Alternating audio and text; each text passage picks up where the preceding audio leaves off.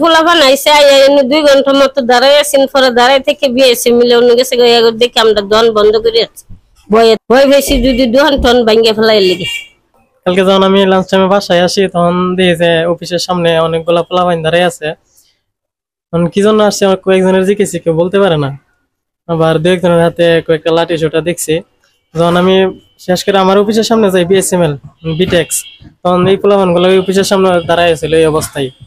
এর উপর যে হামলাটা হয়েছে আমরা তখন আমাদেরকে বারবার ফোন দিয়া নিয়ে গেছে। তো আমরা নিয়ে গেছে যুব শক্তির যে এই সিনিয়র যুগ্ম সংগঠক এসকে শাকিল আর এনসিপি নেতা আনিস খান আমাদেরকে বারবার ফোন দিয়া নিয়ে গেছে। তো আমরা ওই জায়গায় গেছি, এনসিপি প্রতিনিধি আমরা ওই জায়গায় গেছি। যার উপর আমাদের সাথে কথা বলছে, বলার পর আমরা যখন চলে আসতেছি তখন আমাদের পিছ থেকে ডাক দেওয়ার পর আমরা যখন পিছে ঘুরি, এই এসকে শাকিল আর আনিস খানের ইন্ধনে তাদের কিছু পোলাপাইন এসে আমাদের উপরে বিতর্কিত হামলা করে। এক সময় আমরা যখন দূর দিয়ে আসার চেষ্টা করি তখন আমাদেরকে সামনে আটকানোর পরে আমাদেরকে সবাই মিলা আমাদের গায়ের উপরে হামলা করে, আমাদেরকে বেদরক পিটাচ্ছে। আর যে এসকে শাকিলটা এটা আগে আওয়ামী লীগ করতো, আওয়ামী লীগের দোষর ছিল, এখনো সে আওয়ামী লীগের লোকজনদেরকে নিয়ে এলাকার ভিতরে অনেক হামতাম করে, এই মানুষকে হয়রানি করে, সাধারণ ছাত্র সাধারণ জনগণকেও হয়রানি করে এসকে শাকিল। ছুরি, তারপর আমাদেরকে যে যেগুলো দিয়ে মারছে, রড ছুরি চাপাটি এগুলো দিয়ে আমাদের উপরে হামলা করে। আনুমানিক 11টার দিকে আমরা শুনতে পাচ্ছি যে আমাদের এনসিপির কোন একজন লোক বা যে কয়েকজনে মিলা যাইতাছে বিএচএমএল নামে ফ্যাক্টরি, বিটেক্স নামে ফ্যাক্টরি একটা উদ্দেশ্যে, মানে জুটের উদ্দেশ্যে রওনা দিতাছে। তো আমরা যখন বাহিরে বইসা ছিলাম, মানে আমাদের এলাকাতেই এই বারালিপাড়া বইসা ছিলাম, তখন দেখতাছিলাম যে ট্রাক ভর্তি পোলাপান নিয়ে টিয়া যাইতাছে। এতটুকু আমরা শুনতে পারতাছি যে বিএমপি আর ওনাদের ক্ল্যাশ হবে।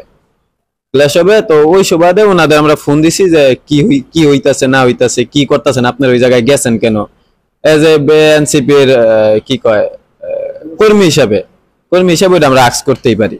তো ফোন দিছি, ফোন দেওয়ার পরে তরিকুল রে আমাদের যুব উইং এর আহ্বায়ক মহানগরের, ওনারে ফোন দেওয়া হয়েছে। ফোন দেওয়ার পরে বলতেছে যে তোমাদের এই জায়গায় আসার দরকার নাই, তোমরা আইসো না। তো বললাম কি করতেছেন আপনারা, যে আসমো না হেন তেন বকর চক্কর। পরে আরো ফোন টোন দিল। ফোন টোন কতক্ষণ পরে ফোন দেওয়ার পরে ইয়াকুব ভাইরে ফোন দিছি। ইয়াকুব ভাইরে ফোন দেওয়া কইতাছে যে আচ্ছা সবকিছু মিটমাট করো, আমরা তাহলে আসি, তোমরা আসো। পরে অনেক বারবার ফোন দিতেছে, কয়েকবার বললো, আমি বলতেছি যে না যাবো না। পরে ফোনটা দিছিল তরিকুল ফোন দিছিল। ওনার আবার আছে, ওনারে করছিল, ইন্ধন দিছিল আনিস খান, ফোন দিছিল ওদের আনাও। তো আমাদের অনেকবার ফোন দিতেছে, যাই না। তারপরে যখন শুনি যে এইভাবে ক্ল্যাশ হইতে পারে, তখন আমরা সিচুয়েশনটা এই করার লেগে কন্ট্রোল আনার জন্য ওই জায়গায় যাওয়ার পরে ওই জায়গায় দেখি যে অবস্থা ভালো না, ওরা নিজেরাই ঝগড়া লাগবো, এরকম একটা অবস্থা, জায়গায় দৌড়াইতেছে, মানে একটা খারাপ সিচুয়েশন তৈরি করে ফেলাইছে। উত্তেজনামূলক ওইটা এনসিপির নেতারা না, এনসিপির নেতারা যাদের ভাড়া করে নিয়ে আসছে ওরা, এনসিপির নেতাও ছিল, যে যুব উইং এর সদস্য সচিব না সিনিয়র সংগঠক এসকে শাকিল অয় ছিল না, সিনিয়র সংগঠক অয় ছিল, মানে পুরাপুরি একটা হরন্তরণ একটা অবস্থা করতেছে। আরো কয়েকটা সংগঠক ছিল। তারপরে আমরা ওই জায়গায় যাওয়ার পরে দেখি যে ওনাদের সিচুয়েশন ভালো না। তো আমি পোলাপান নিয়ে আইসা পড়তে নিতেছিলাম। যখন আসতেছি, আসার ভিতরে আমার পিছন থেকে এসকে শাকিল ডাক দিছে। আমি আর যাই নাই, আমি বুঝতে পারতেছি ওরা হয়তো বা ঝামেলা পাকাইবো। তো যাই নাই, ওরাই দূর পাই রাইছে। আয়া কইতাছে তুই বলে পোলাপান নিয়ে আমগো মারণের লেগা। এতটুকু বলার পরে আমি যে গেলাম, তোমরা কোন জায়গায় আসছো, তোমরা তো আমাদের ভাই বাদার, আমরা তো তোমার ভাই বাদার। এই কথা বলতে আমার মাই শুরু করছে। এতটুকু হয়েছে কাহিনী। মা প্রথমে রডদা বাইরেছে, মানে হাতের এই জায়গা দিয়ে রডদা বাইরেছে, কাজ সুইচ গার্ড দিয়ে পিঠের এই জায়গায় তো পার মারছে, ওইটা তো ফুটেজে দেখতে পারবেন। পরে মাথার মধ্যে রডদা বাড়ি মারছে, হইটা গেছে ওইটাই। আর যে আন্দাজ যেমনে পারছে বাইরেছে। আমার সাথে একজন ছিল সাজ্জাদ, ওর ওই জায়গায় যে সুইচ গেটটা পার মারছে, এই জায়গাতে এখান থেকে এখানে 4 শিলি লাগছে না 3 শিলি লাগছে। আমাদের গ্রুপের 4জনের মতো আহত।